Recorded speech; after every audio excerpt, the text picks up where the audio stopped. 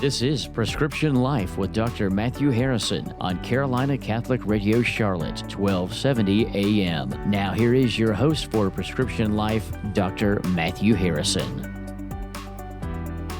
Hello, welcome to the show. Glad to have you back to Prescription Life. This is where we talk about the delivery and promotion of healthcare through a Catholic ethical framework. And I'm really excited today to have Dr. George Delgado with us today. George, are you there? I'm here. Good morning. Great. Thank you so much for getting on the show. You woke up bright and early in San Diego on the left coast, and so glad to have you join us. It's great to be here. So let me just introduce our audience to Dr. Delgado. He is the president of the Steno Institute. It's a nonprofit research institute established in 2018 with the goal of furthering research, education, and awareness around abortion pill reversal.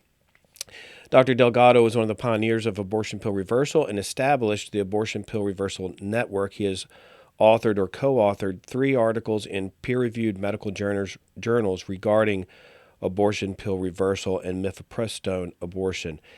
He received his medical degree from UC Davis and completed his residency at Santa Monica Hospital, UCLA. He's board certified in family medicine and in hospice and palliative medicine.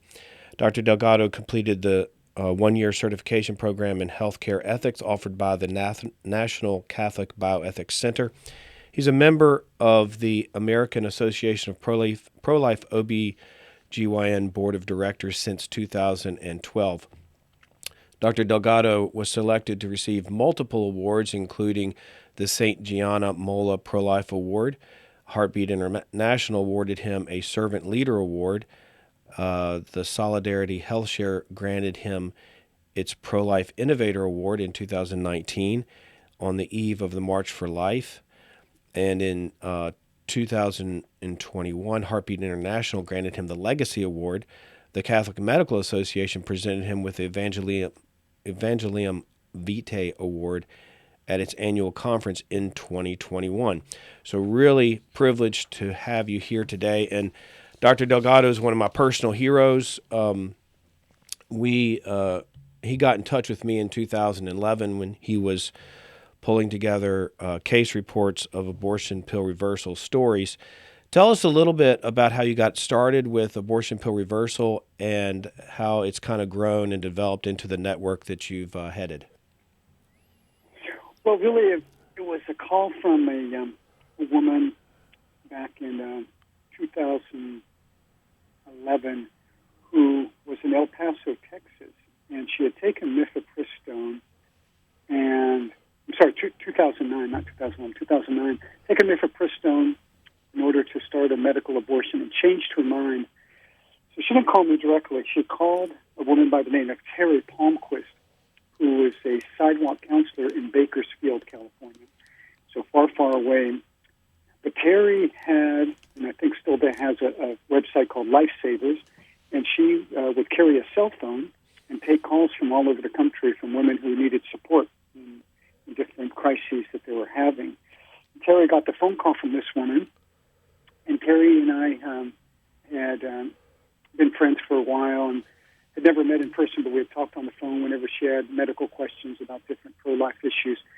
And so she called me about this one and said, I have this woman who took mifepristone, and now she's changed her mind and she wants to stop a medical abortion.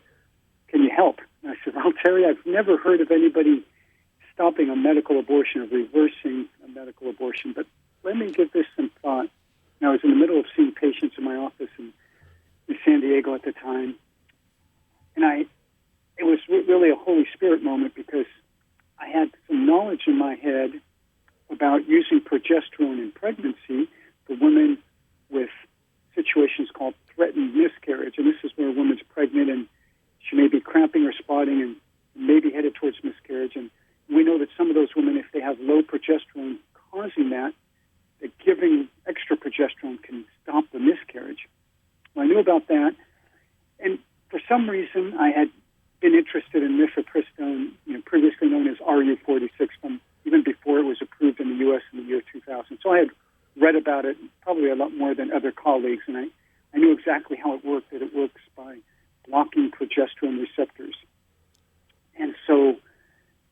thought then was, well, this is a situation of sort of an artificially induced low progesterone state, even though the progesterone levels might be okay, but they're being blocked, they're being made ineffective.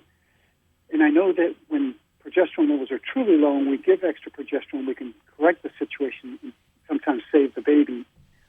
Perhaps we could give extra progesterone in this situation and it would outcompete the mifepristone until the mifepristone washes out of the system.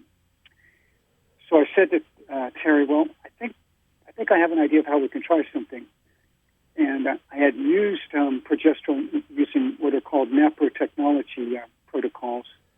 And this was, at that time, mostly using injected progesterone. But I figured we'd probably better use higher doses and more frequent doses than used in NAPRO technology, which generally was shot twice a week. So on the fly, I basically came up with a protocol of giving the progesterone 3 days in a row, and then every other day, and then finally twice a week. But I had one more problem, and that was that I was in San Diego, and this woman who needed help and was crying for help was in El Paso, Texas. So I looked on the web, and I found Dr. Jonathan Bellacura, who was practicing in El Paso, Texas at the time, and I saw that she was using NAPRO technology protocols too. So I got her on the phone, and I said, Dr. Bellacura, can you help this woman? This is how I think we ought to dose the progesterone. And she said, well, I have progesterone in the office. I'm willing to do that. And she did. And a few weeks later, I got a call back from her that the baby had survived. And so we had saved this baby's life. And that's how I got started. From there, people started hearing about this, and people started calling me and emailing me, asking for advice. And I was giving advice to other people. And then we started having more and more people involved in a few more cases. And then my colleague, Dr. Mary Davenport, who, along with you, Dr. Harrison, is on the board of Steno Institute, suggested something to me that I'd kind of had in the back of my mind, but I hadn't acted on it yet. And that was, hey, George, why don't you publish a case series of the cases you know about? And let's put this in the literature so that people know about it. And so that gave me the little shove that I needed, and with her help, I wrote that paper, which was the first paper. It described 6 cases of attempted reversals, and 4 out of the 6 were successful. And that's where I first found out about your case. And your case, of course, was the very, very first reversal. Your case had preceded mine by about a year and a half, I believe. And we got all those cases together and published it, and that just created more people who were interested. And then we realized that we had kind of a problem, and that problem was that was a window of opportunity between the two drugs, between the mifepristone and the misoprostol. If we want to go into how all that works, we certainly can. But time was of the essence in trying to reverse these medical abortions, and we were finding out that some women weren't finding out about this until it was too late. And the other problem we had was that every time we got a phone call from a woman who wanted help, we had to scramble around to find a woman or a doctor or a clinic in her area that could help her. And that, of course, consumed a lot of time and energy and wasted a lot of time in that window of opportunity. So that's when I decided I better start a network. I want to have a website where women can come and get information and find out what's available. And I want to have doctors who are ready, able, and competent to reverse medical abortions, and then we can contact them very quickly. So that's when I started abortionpillreversal.com. The website started Abortion Pill Reversal, the organization, and I started the network of physicians. I started recruiting physicians, going to different conferences, giving talks, asking around who wants to be in this, and we started growing our network. And at that time, this was under the auspices of Culture of Life Family Services, the nonprofit where I worked in San Diego County. And it really, for those several first years, just started growing organically as we had more women who were interested, who were calling the hotline, and more doctors and clinics who were interested in joining the hotline. Yeah, and that's what really amazed me was, 2 things. One, that you had come up with this independently from from any knowledge of what I had done, in 2006 and 7. And so it really encouraged me, thinking that, wow, somebody else has thought that this would work as well. But then on top of that, you really took it and ran with it, which is what I really didn't do. I didn't have the machinery kind of in place to do what you did in setting up the network. And that is what has really made it grown and made available to so many women, and has helped thousands and thousands of women save their babies. And then how did it then transition to Heartbeat International in 2016? Well, so here's as it grew. So and of course the glory and the kudos go to God for doing this. He just used different instruments, and yourself and me, and I certainly consider myself an unworthy instrument, but that's God's choice to use me for whatever job He thinks is right. But He also used a lot of other people, and the leaders of Culture of Life Family Services, our board of directors, were very enthusiastic, and they put themselves a reputation behind it and money behind it, and did fundraising for it. We had Vita LaFon, who is a lay person who volunteered to be the first hotline person, and then Debbie Bradle, a nurse, who then became the second hotline person, and was really taking call by herself, for several months, and also became our first director. And then my wife Liz became the second hotline nurse, and these were very courageous women who were on the front lines and taking these phone calls. It was really wonderful. But what happened was it started to outgrow this local nonprofit in San Diego, and it was becoming an international organization by then. We had contacts in other countries. So we had discussions with Heartbeat International, which of course is an international organization. It has a lot more institutional depth. And I knew that they were interested in, they saw the potential in abortion pill reversal. And so finally, after discussions about, how we could collaborate, I finally said, hey, what about you guys just taking over the network? And they said, sure, we'd love to do that. And so we, officially sold it to them for $1, and they took over in April of 2018.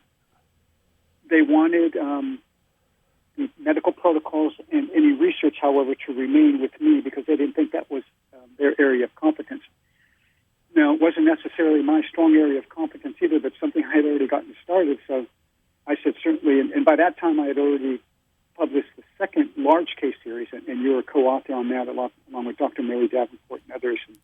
And that was a very, very interesting article we could talk about later. But then Heartbeat International took over. And at that time, I knew that I needed a platform to continue the research and to continue fine-tuning the medical protocols. And Culture of Life Family Services felt at this point that was probably outside of the scope of the mission of this local organization, and I agreed. And so that's when I started Steno Institute as a nonprofit research institute. And really, our slogan is life-affirming research. And we're laser-focused right now on abortion pill reversal research and improving that and improving awareness and education around that. But in the future, we'll branch out to other pro-life areas in addition as we accomplish more things with abortion pill reversal research. And so we're very happy with the direction that's going.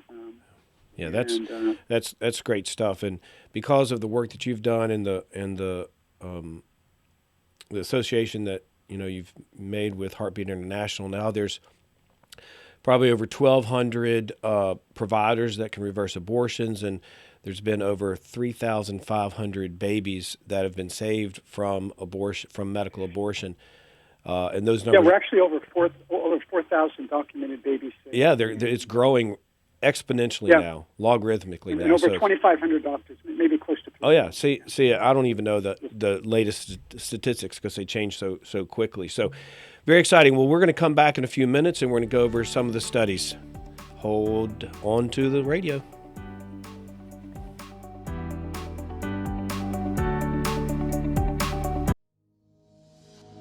Faith and charity are key elements of life, but are they at the center of your retirement planning and life insurance decisions? Knights of Columbus, a trusted organization with a proud history of more than 140 years of helping its members, can help Catholic families with insurance and retirement planning solutions. Most importantly, we do this in a way that is compatible. with Catholic teaching and the U.S. Conference of Catholic Bishops Investment Guidelines. Today, we have expanded our offerings to include retirement annuities, long-term care insurance, and disability income insurance. Beyond the benefits of financial protection, members may take satisfaction in knowing that Knights of Columbus contributes to causes that align with Catholic moral teaching. Let your faith inspire your financial decisions. Terms and conditions apply. Learn more by calling Field Agent Bob Gordon at 516-551-7838. The Catholic Church sends us into a bruised and broken world. No matter how busy we are or how much we struggle to make sense of the madness around us, we are called to perform a work of great value for the evangelization of the world. In 2015, a small group of local media pioneers listened and answered this call of the Second Vatican Council, and Carolina Catholic Radio was born. Today, we are the Carolina Catholic Media Network and broadcast the truth of Jesus Christ on 7 distinct platforms to meet the demands of today's media consumers. Our network produces more original local programming than nearly any other EWTN affiliate nationwide, and each of our hosts are committed to educate, inform, inspire, and enrich lives no matter where they are on their journey of faith. Catholic media consumption has a direct impact on our lives. It helps us learn, teach, and practice our faith. And in a world that seeks to cancel the truth, we need it more than ever before. Now, through the end of 2022, we need your support and ask you to join our Circle of Friends giving campaign. As a Carolina Catholic community, we invite you to sponsor or join a circle with those whom you live, practice, and share passion for the faith. Consider sponsoring a circle to memorialize a loved one by asking your friends and family to donate to us in their honor. Or join a circle sponsored by your favorite local program host. There are many possibilities. It is together as a circle of friends, our voice, our community, and our faith will be strong, leaving a legacy for those who follow our footsteps. Join us today at carolinacatholicmedia.org.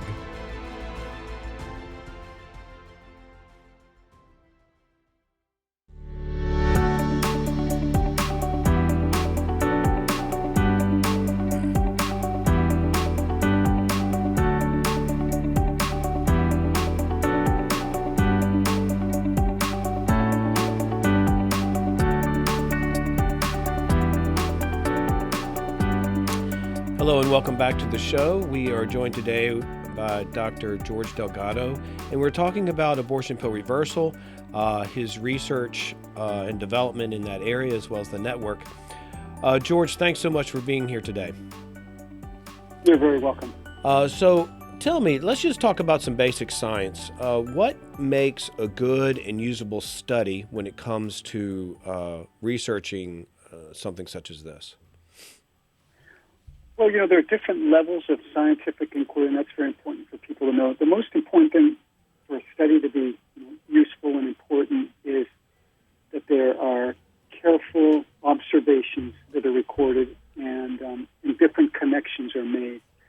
And generally, when there's a novel or a new area of inquiry, the first level of study is just simple observation, just somebody being observant and saying, this looks like there's a connection. It looks like when we do A, B happens. And the second, and that's what happened with us. It makes logical, medical, scientific sense. Yeah, exactly. What I call biologic logic. And so we knew that progesterone is blocked by mifepristone, and so we decided if we give extra progesterone, we might unblock that block from mifepristone. And I think you came up with the analogy of the false key. We've all had the experience of a key going into a lock.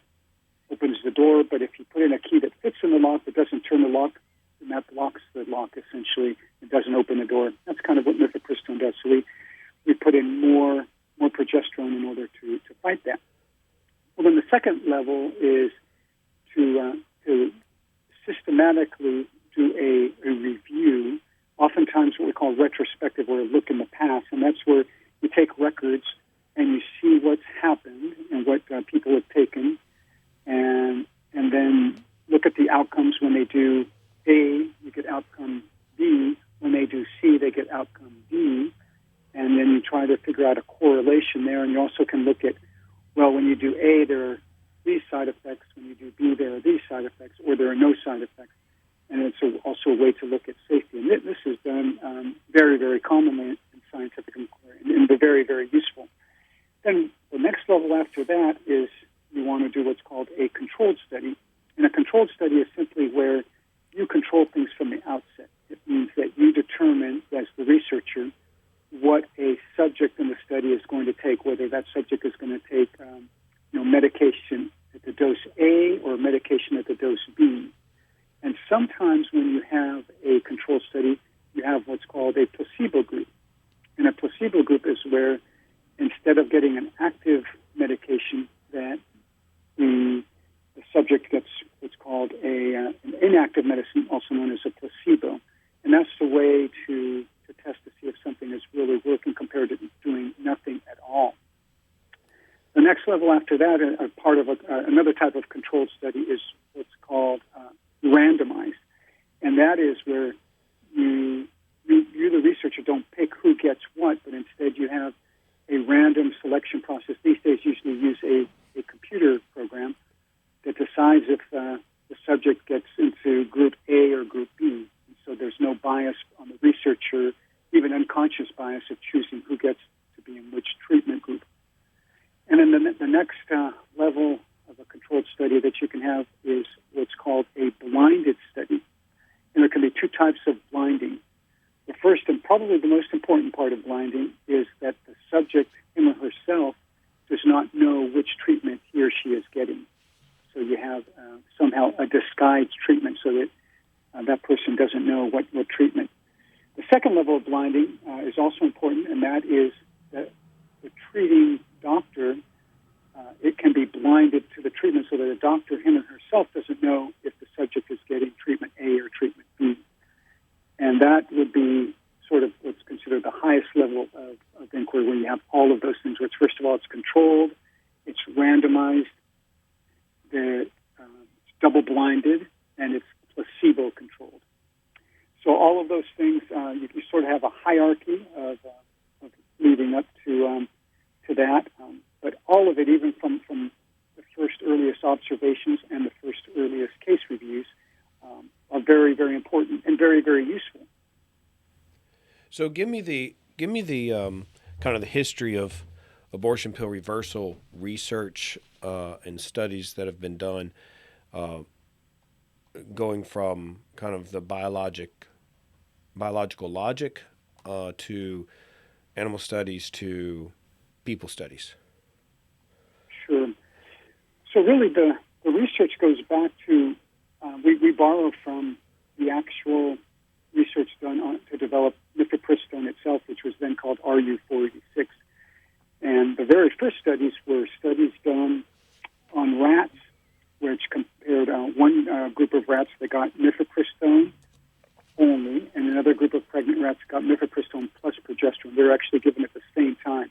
And it was found that the group that got mifepristone only, those rats aborted all their pups, while the group that got progesterone, depending on the different concentrations, either didn't abort any pups or they aborted far fewer pups than the ones who just got mifepristone.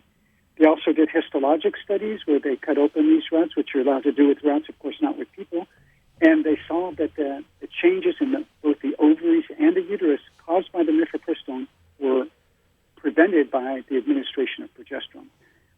So those are some of the animal studies. As far as the biologic logic, we know that how mifepristone works. It blocks progesterone receptors, competing with progesterone to block those receptors.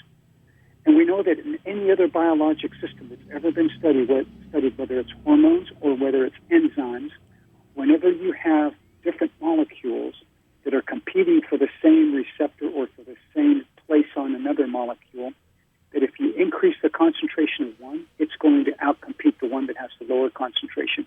And it makes sense. if you're playing basketball and you have a rebounding drill where you have the red team and the blue team, well, if you stack it and you put 10 blue players out there and only have 3 red players, well, it's much more likely the blue team's going to get the rebounds. Same thing happens in biologic systems. It's just a numbers game.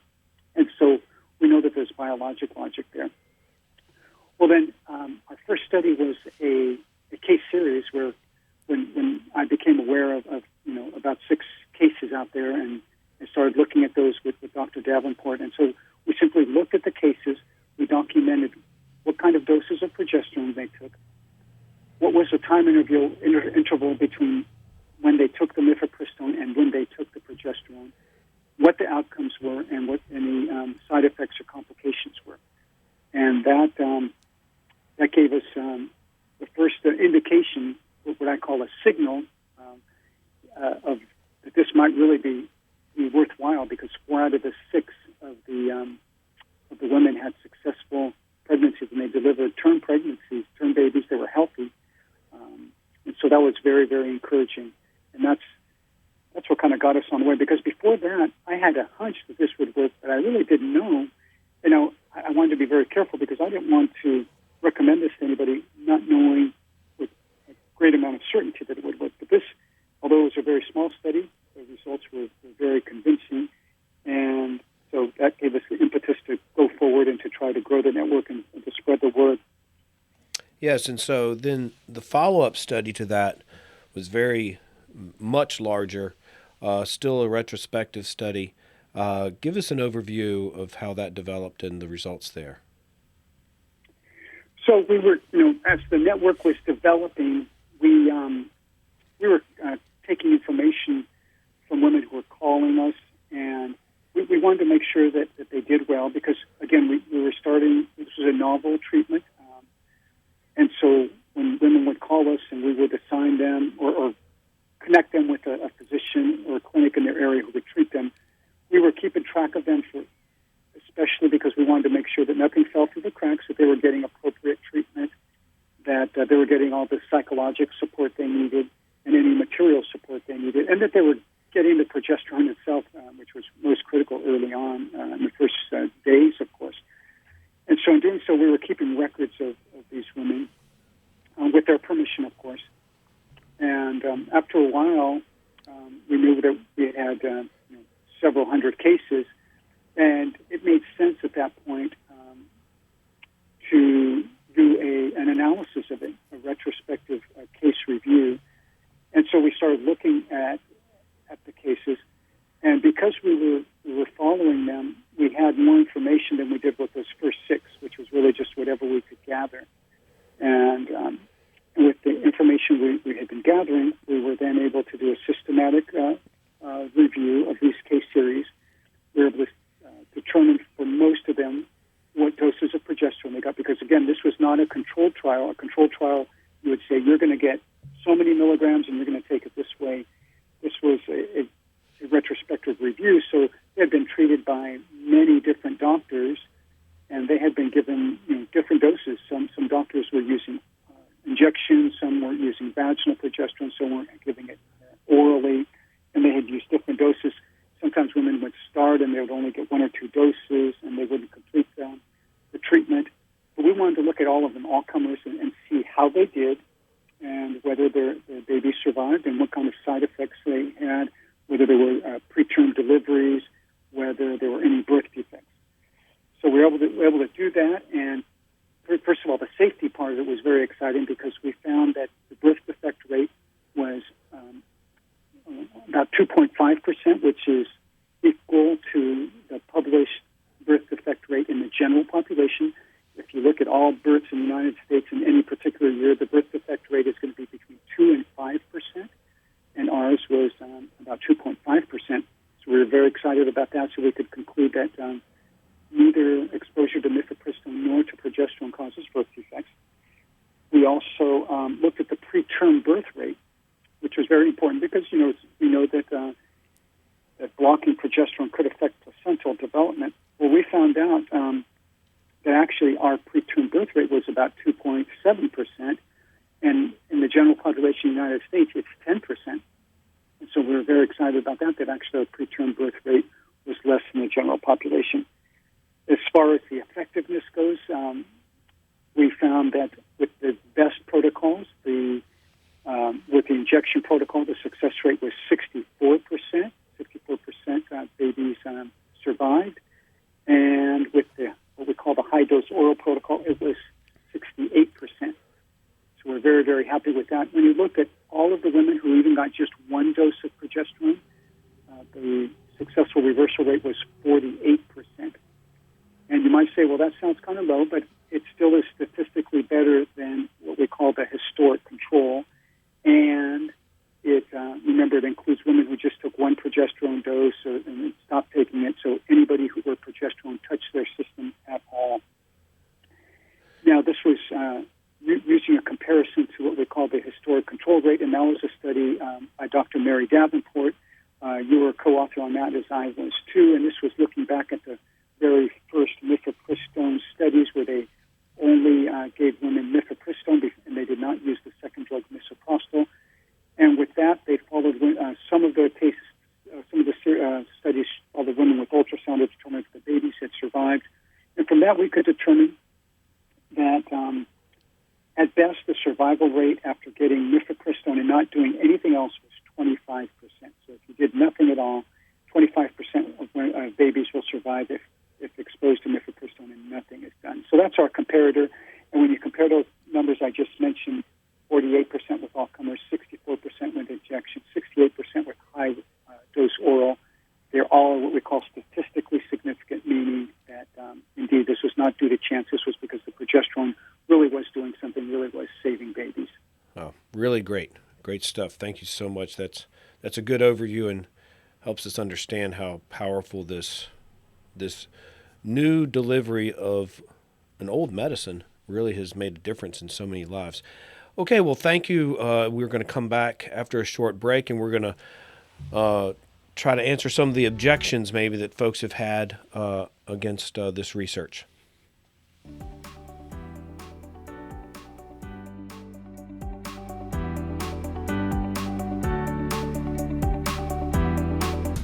Are you a man searching for the truth?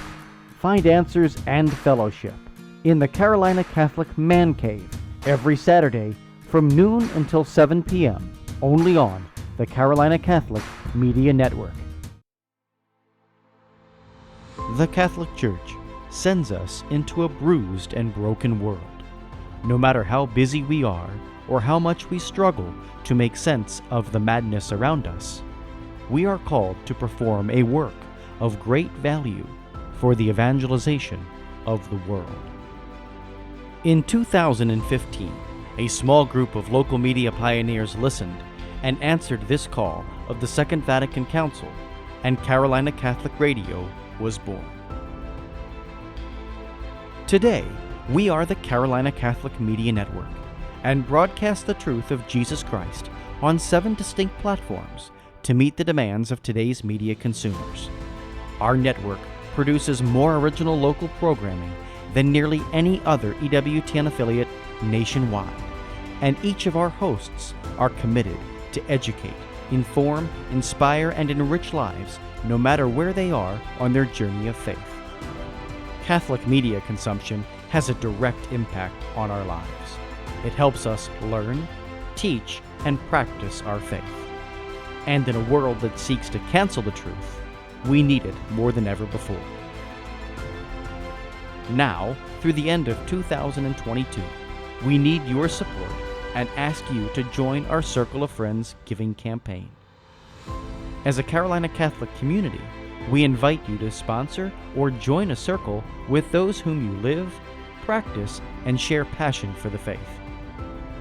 Consider sponsoring a circle to memorialize a loved one by asking your friends and family to donate to us in their honor. Or join a circle sponsored by your favorite local program host. There are many possibilities. It is together as a circle of friends, our voice, our community, and our faith will be strong, leaving a legacy for those who follow our footsteps. Join us today at carolinacatholicmedia.org.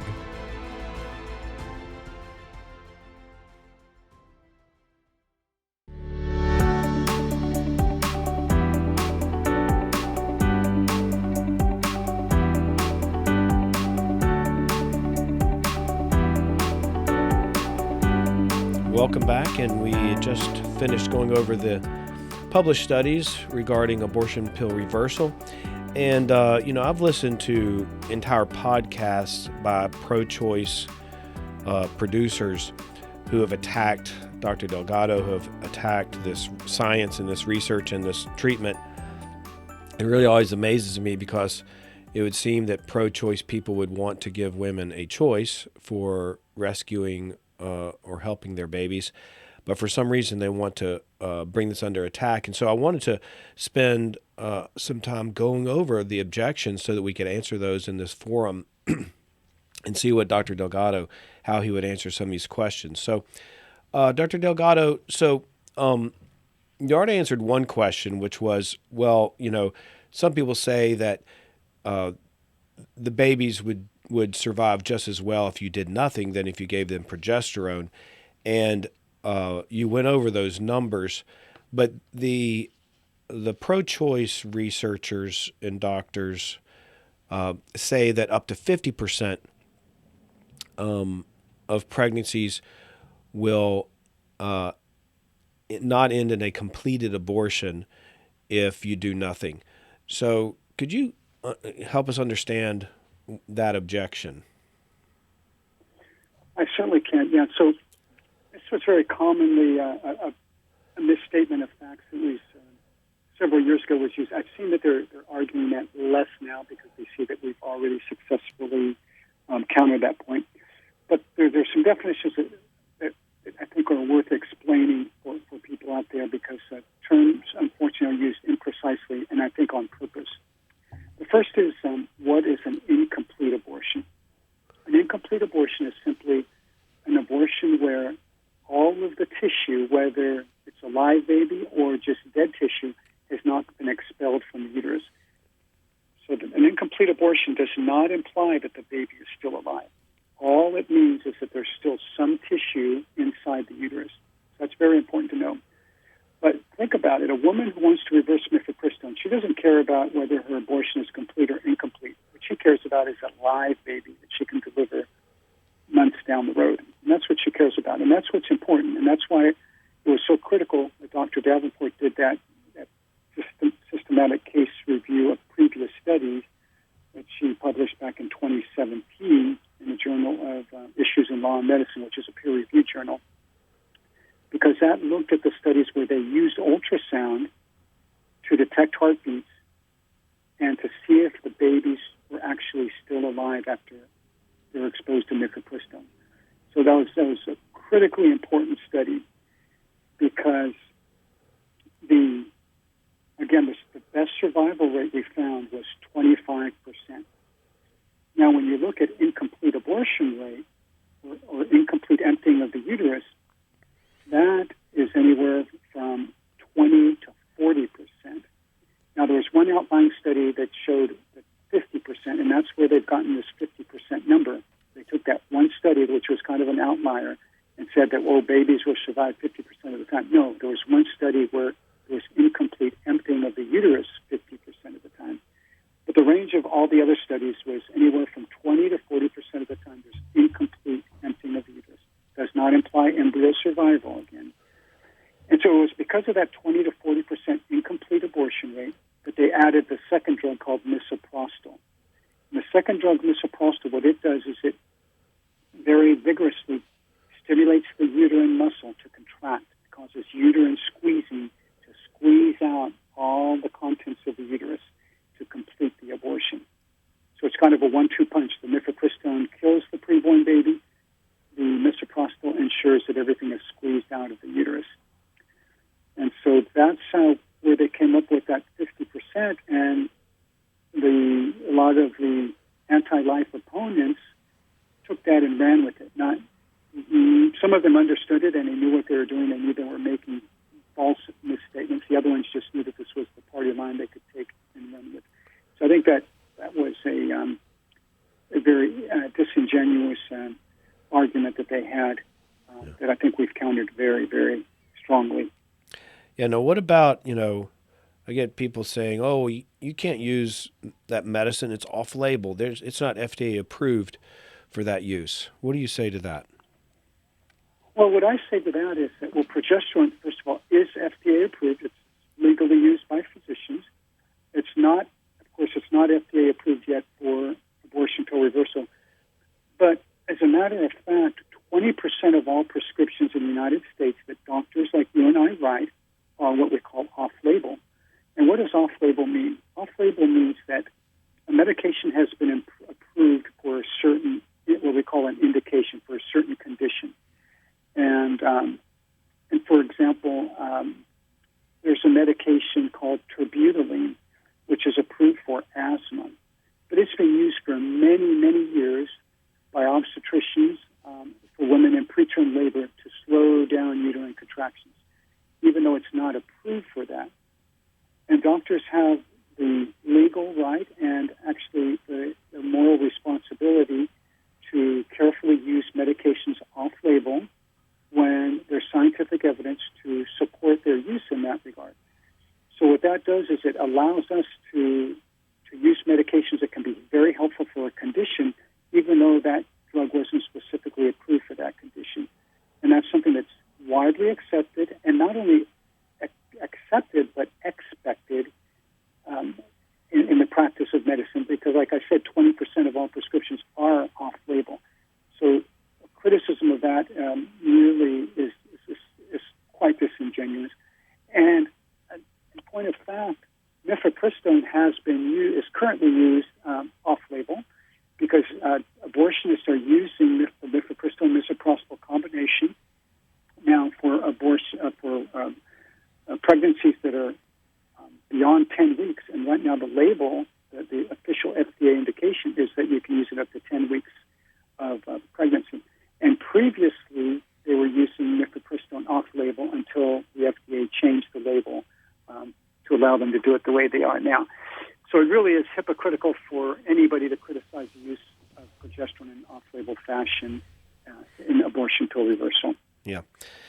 So you had that very large study that was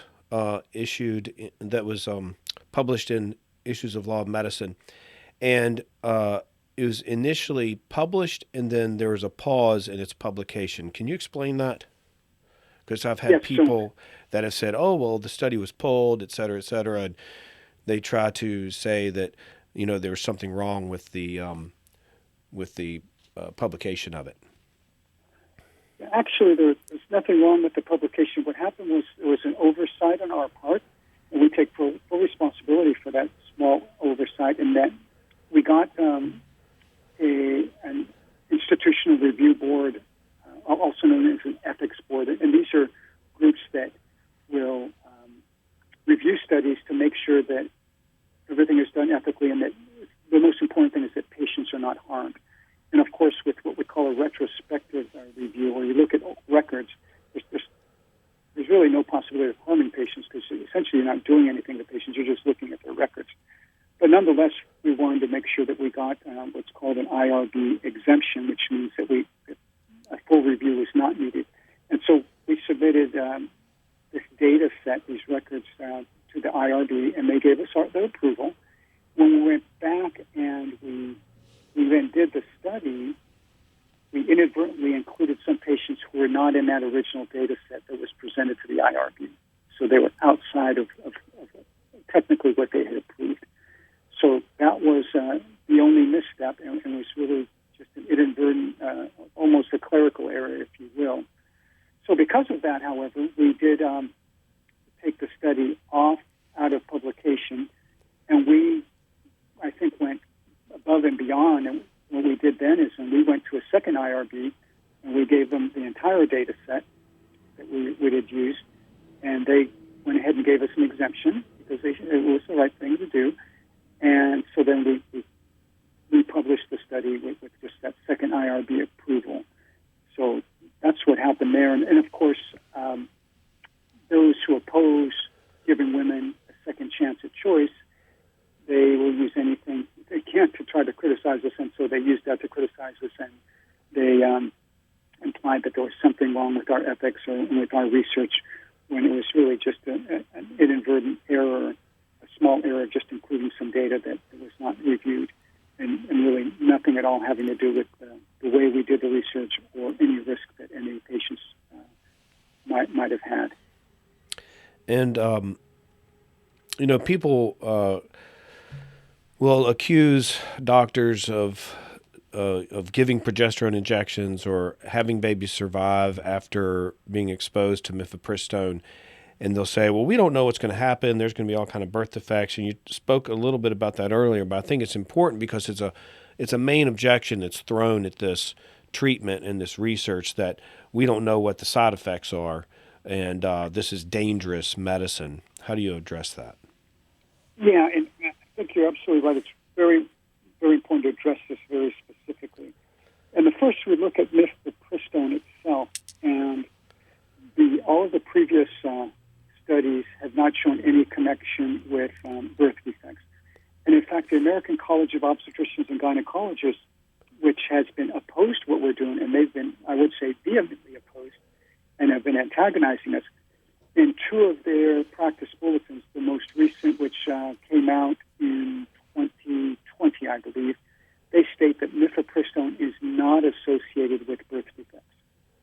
So we have this large body that is against what we're doing, but is agreeing with us on that. So that always is worth noting. Secondly, is our large case series of babies exposed to mifepristone is actually now the largest case series in the medical literature, showing that there's no increased risk of birth defects with exposure to mifepristone.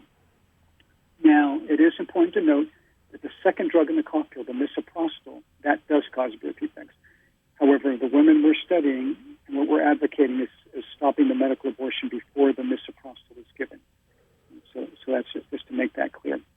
The other part of the puzzle, of course, is progesterone. Does progesterone cause birth defects? And we know that progesterone has been used in pregnancy very successfully and safely for over 50 years, and there is no evidence of increased risk of birth defects with it.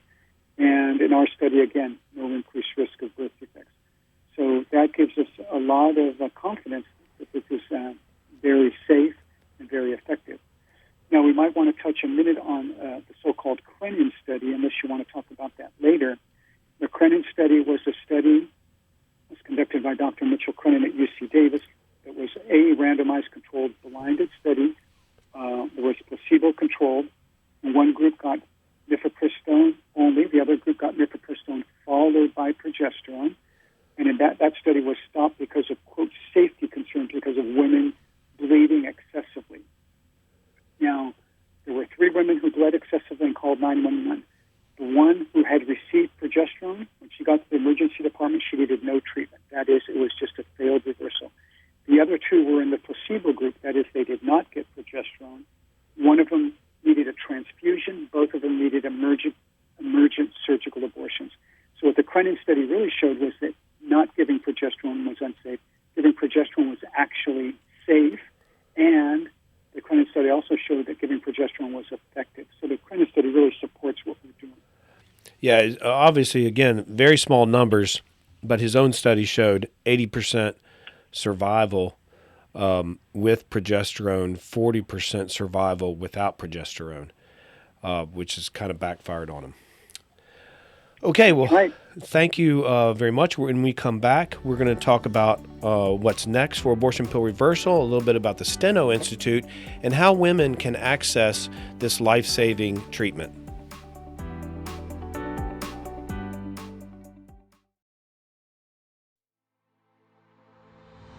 The Catholic Church sends us into a bruised and broken world.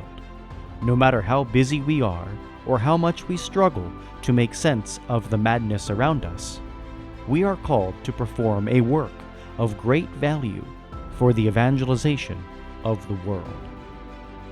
In 2015, a small group of local media pioneers listened and answered this call of the Second Vatican Council, and Carolina Catholic Radio was born.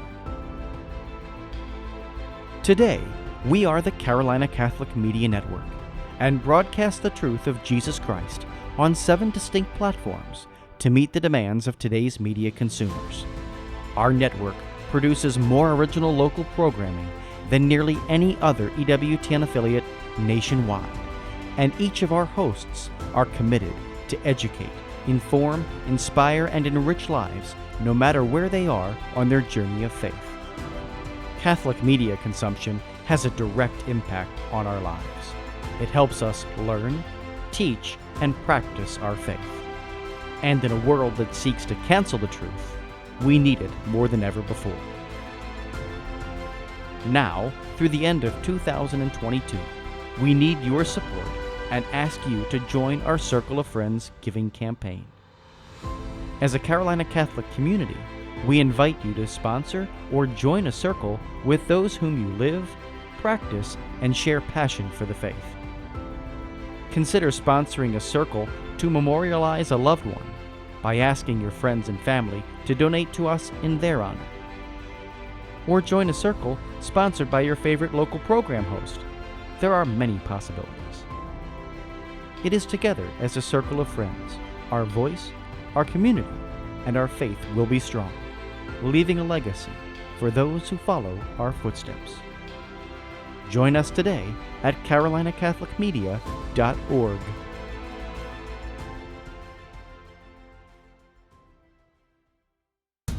Are you a man searching for the truth? Find answers and fellowship in the Carolina Catholic Man Cave every Saturday from noon until 7 p.m. only on the Carolina Catholic Media Network.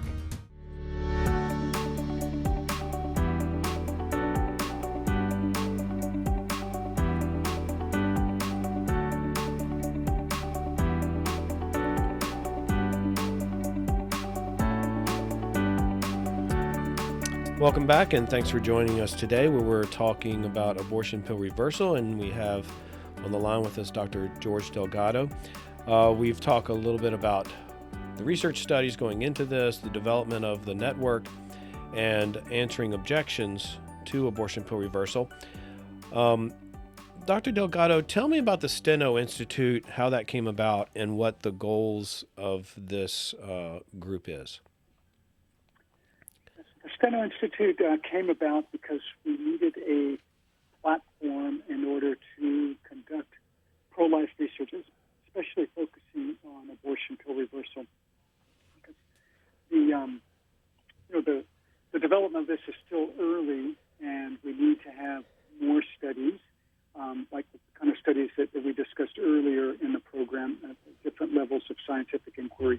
Why is that important? Well, number one is to confirm what we already know about the effectiveness and the safety of using progesterone to reverse mifepristone abortions. Number two is to increase education awareness around abortion pill reversal for the general public, for any woman who finds herself in a situation where she has taken mifepristone and has realized she's made a bad decision and she wants to reverse her medical abortion.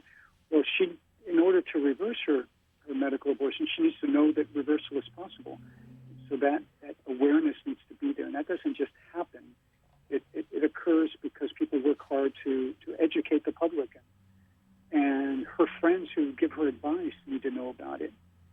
And her doctor that she goes to see or she calls needs to know about it. And not just needs to know about it, but that doctor needs to be confident that this is something that he or she can recommend that is going to be safe and effective. So all that takes a lot of education, takes research, takes knowledge, it takes study, not to mention helping with policymakers and lawmakers who are passing laws that in some states that are requiring an informed consent procedure that a woman needs to be told about abortion pill reversal before the abortion process can start. So Steno Institute was founded in order to increase that education awareness and research around abortion pill reversal, to spread the word, to increase our knowledge, and to fine-tune our protocols to make sure that we're offering the very, very best treatments and the very safest treatments to these women who want a second chance at life. And how would people find out more about the Steno Institute, or if they wanted to become involved in it, or if they wanted to apply for a research grant? So they should go to stenoinstitute.org, STENO Institute.org. There they can find out all sorts of information about Steno Institute. They can go to our resource page and find all of our different published articles. They can find other articles and videos about abortion, pill reversal, about other pro-life topics, and they can read about our history. And there also is an opportunity to donate there online if they want to support our efforts, which are very, very important. And if those scientists or doctors who are interested in pro-life research want to see about collaborating with us, then they can also email us through the website there, and we can talk about collaboration.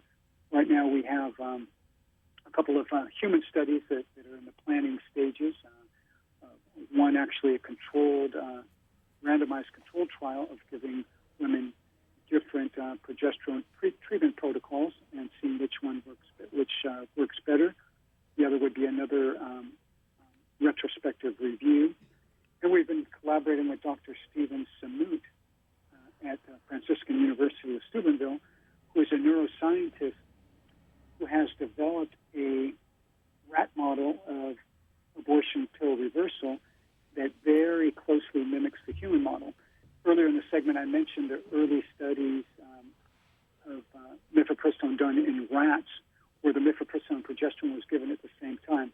Well, that shows what that truly shows is that progesterone blocks, I should say, prevents the effect of the mifepristone. But of course, in the human experience, when a woman undergoes an abortion pill reversal, first she takes the mifepristone, later she takes the progesterone. She's not going to take them both at the same time. Well, so Dr. Samut developed a rat model where that exactly what he does. He gives the mifepristone first, then he gives the progesterone second.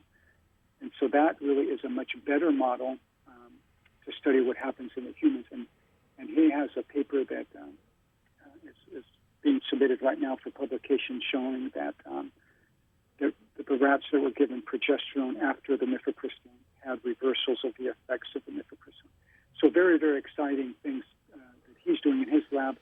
In the future, we'll try other FDA-approved medications to see if they can help boost the effects of progesterone and other progesterone strategies and other hormones to see if they can have an effect on improving the effectiveness of the abortion pill reversal and at the same time studying the safety of those different treatments.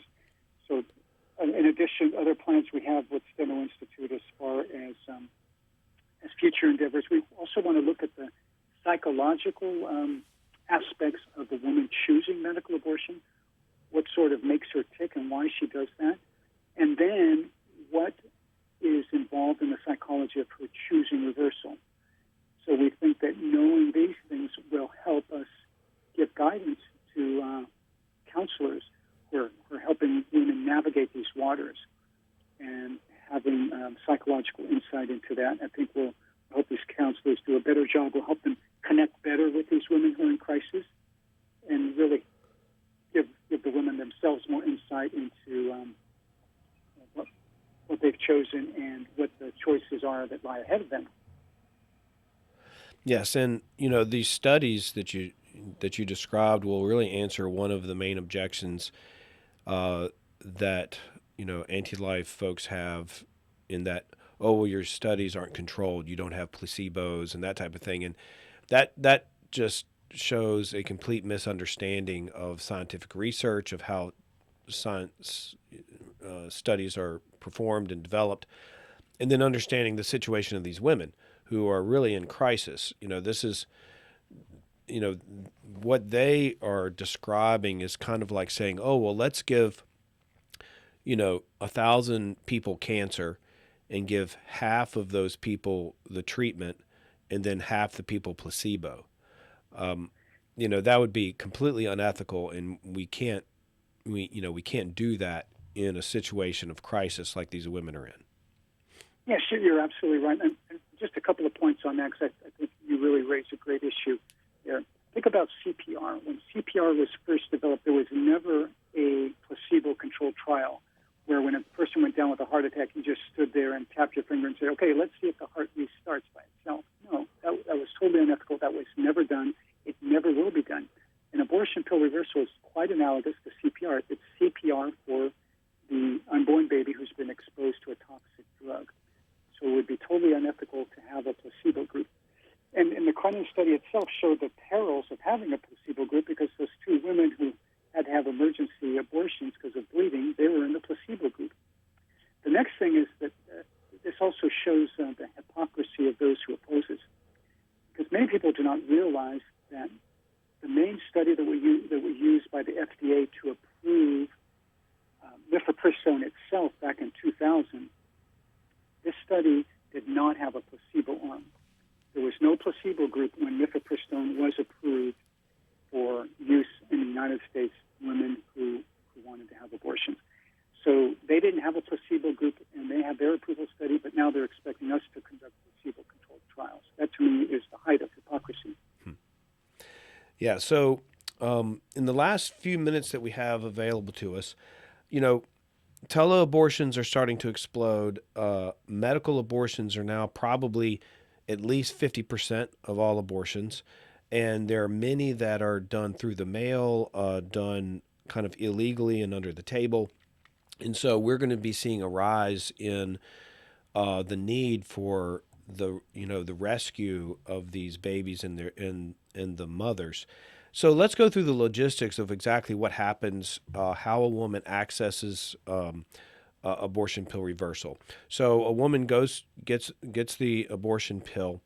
She leaves the clinic after taking the abortion pill in front of them, and she's supposed to take the Cytotec or misoprostol either 24 to 48 hours later. And maybe they're looking on their phone, they have a mobile app, they see something on the internet about, can I reverse this abortion? Then what happens? How do they access the network? So they go online, they read about abortion pill reversal on the abortionpillreversal.com website. After reading about it and getting a lot of information, and by the way, they get more information on that website than they get at the Planned Parenthood or whoever else gives them the mifepristone abortion pill. Then, if they want to proceed, then there's a chat box there that they can start chatting, or they can call the phone number to the hotline. Either way, they're accessing the hotline, and the hotline operator then will ask some questions, determine that, yes, this person did take mifepristone and is interested in reversal. And at that point, we'll connect the person with a nurse, who's the actual hotline nurse, after that initial screening. And then the nurse will ask more medically based questions, health-based questions, find out, confirm when actually the mifepristone was taken, confirm she has not taken misoprostol, the second drug, then answer any other questions so the woman is fully informed about what she's going to do. There's no pressuring like we've heard about at abortion centers. They're just giving good, factual information and giving a supportive ear and all the time that she needs. Then, at that point, if the woman determines that she wants to proceed with reversal, then the hotline nurse will get her to sign some documents that state that she has she's giving permission for a physician to be contacted, and then the contact is made with the physician in the woman's area, who is knowledgeable, competent, and willing to treat her. And then the physician it gets in contact with the woman and starts the treatment. Yes, and so those websites, abortionpillreversal.com, there's also abortionpillrescue.com. People can also access it through Heartbeat International website. And then anyone who wants to volunteer at these kind of medical pregnancy centers or in doctor's offices, there are ways to get involved in abortion pill reversal. If you want to volunteer or work for the network, there are ways to get involved with that in helping spread the word and making these available. I have friends that literally they stand on the sidewalk at the abortion clinic with a giant sign that says, "Did you change your mind? abortionpillreversal.com." And it has the phone number, and they give them information right there outside of the abortion clinic. So we're trying to make this as accessible to folks as possible, and then trying to support these moms who are in crisis to get them through this. Dr. Delgado, thank you so much for taking an hour out of your very busy schedule. We'll definitely have you back in the future for some more topics of interest. Thanks again for coming on. Anything you'd like to say to our audience before you leave? I would just say, all of you have a sphere of influence. You have people that trust you, that know you. Please tell them about Abortion Pill Reversal. Tell them that women who take mifepristone now have a second chance at life. Thank you very much. You have a great day, and thanks everyone for joining us at Prescription Life. Have a great day.